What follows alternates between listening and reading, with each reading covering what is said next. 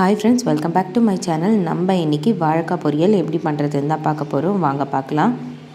வாழைக்காய் நான் இன்றைக்கி 1.5 வாழைக்காய் எடுத்து அதை ரவுண்டாக கட் பண்ணி இந்த மாதிரி தண்ணியில் ஊற போட்டு வச்சுருக்கேன். இந்த மாதிரி தண்ணியில் போட்டு வைக்கக்குள்ள கருக்காமல் இருக்கும். 4 வெங்காயம் எடுத்து நீல வாக்கில் கட் பண்ணி எடுத்து வச்சுருக்கேன். 1/4 ஸ்பூன் கடுகு, சால்ட், உப்பு, 1/4 ஸ்பூன் மஞ்சத்தூள், 1 ஸ்பூன் மிளகாய்த்தூள், உங்கள் காரத்துக்கு ஏற்ப நீங்கள் எடுத்துக்கலாம். இப்போ நம்ம ஒரு வானல் வச்சுக்கலாம். வானல் நல்லா சூடான பிறகு இதில் 3 ஸ்பூன் எண்ணெய் ஊற்றிக்கலாம். எண்ணெய் நல்லா சூடான பிறகு இதில் நம்ம எடுத்து வச்சுருக்க கடுகு ஆட் பண்ணிக்கலாம்.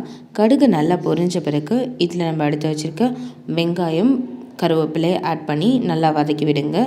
வெங்காயம் வதங்கிறதுக்கு தேவையான அளவு உப்பு ஆட் பண்ணி நல்லா இதை ஒரு 2 நிமிஷம் போல் வதக்கி விடுங்க. ஓப்பன் பாட்டிலே இருக்கட்டும்.